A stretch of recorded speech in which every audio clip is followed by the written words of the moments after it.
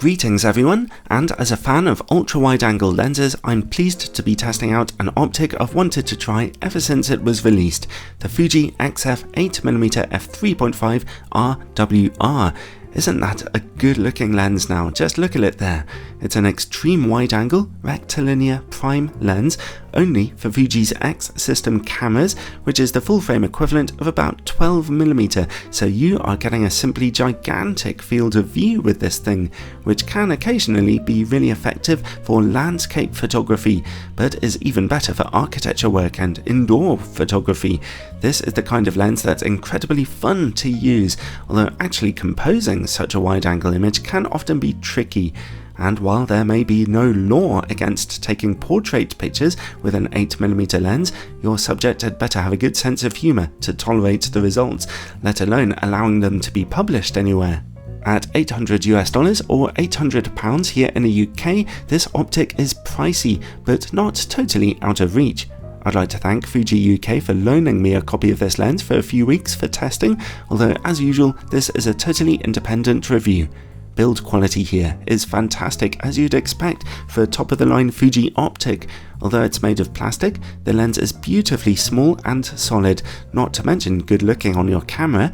The rear mount is metallic with a weather sealing gasket around it. In fact, the lens is advertised as being fully weather resistant. Then comes the aperture ring with lovely tactile clicks every third of an f-stop, and there's also quite a handy switch to allow you to lock the lens in or out of automatic aperture mode if you want. In front of that comes the manual focus ring, which turns beautifully smoothly. As usual for a Fuji lens, the actual manual focus response is a little jerky, but it is precise enough for anything you might want to do at these wide angles. The lens displays only a little focus breathing here, nothing anyone will ever notice in video work. Autofocus speed is hardly a deal breaker on such a wide angle lens here, but it's fast, silent and accurate, as you can see. The lens has a 62mm filter thread size, and I found I could use my Marumi Fit and Slim polarizing filter on it without any extra vignetting. To be honest, just being able to use any front filter on a lens this wide is rather a luxury. The lens comes with a little plastic hood, and it does not have image stabilization. Overall, perfect build quality here. So let's move on and look at image quality. Fuji were kind and also brave enough to loan me one of their latest 40 megapixel cameras for this test, an X-T5. So let's see what the lens can do on the world's most insanely demanding aps-c camera sensor. At f3.5, the lens is razor sharp in the middle with excellent contrast. Over in the corners, we are seeing some softness. Although considering the demands of a 40 megapixel camera, I thought things would look far worse than this. f5.6 is a touch sharper, and here's f8 and f11. At f16, the effects of diffraction are too strong and the image gets soft. Okay, well, overall, the lens is mostly very sharp, even on a 40 megapixel sensor. It's only really when you get right into the edges that there are sharpness issues, and even then, mostly just on contrasting edges. For most intents and purposes, this is really sharp enough for most needs, with excellent contrast, and on a 24 or 26 megapixel sensor, the pictures will look even better. Okay, let's work around the in-camera corrections now and take a look at raw, distortion and vignetting. Okay, the lens is projecting a heck of a lot of barrel distortion here without corrections, and the corners are really quite dark. Stop down to f5.6 and those corners brighten again, but won't get any brighter than this.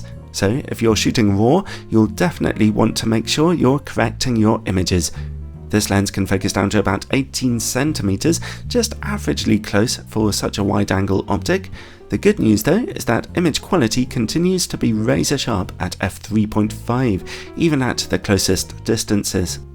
Let's see about work against bright lights now. As usual for a Fuji lens, flaring is quite nicely under control here, only a small amount being visible. While we're working in the dark, let's take a look at chroma levels. Chroma smearing is very low here, and stop down to f5.6 for what little there was to be gone. Let's zoom out now and look for sunstars. At f11 they are beginning to emerge, but you need to stop down to f16 or ideally f22 to see them really blasting their way onto the scene. And finally, bokeh. It's a moot point really, as you'll barely get any out of focus backgrounds here, and if you do, they just look averagely soft. Overall, well, I loved working with this lens, I absolutely loved it. It's small, handy, wide, fun to use, and allows me to mount my cherished polarizing filters. Okay, its corner image quality could have been a little sharper, and I did check that that was the case at further distances, not just test chart closeness, but really it produces such clean images, and the in-camera corrections do a good job of taking care of most of the optical issues, leaving you with gorgeous pictures straight from f3.5. I'd love to see the price of this lens come down to something a bit more reasonable than $800, but if you're really into the Fuji system and want the best ultra-wide angle lens available, then this is certainly it, and the fun factor is certainly strong on this lens too. If you can afford it, then the lens comes recommended.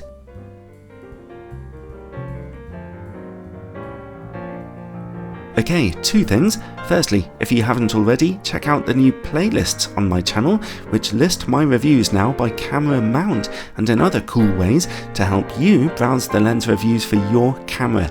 And secondly, thanks to my Patreon supporters of course. Patreon supporters get all kinds of exclusive bonus content and early access to videos, as well as a warm, fuzzy feeling in deep inside them for playing such a big part in keeping this YouTube channel going. Ciao for now, everyone.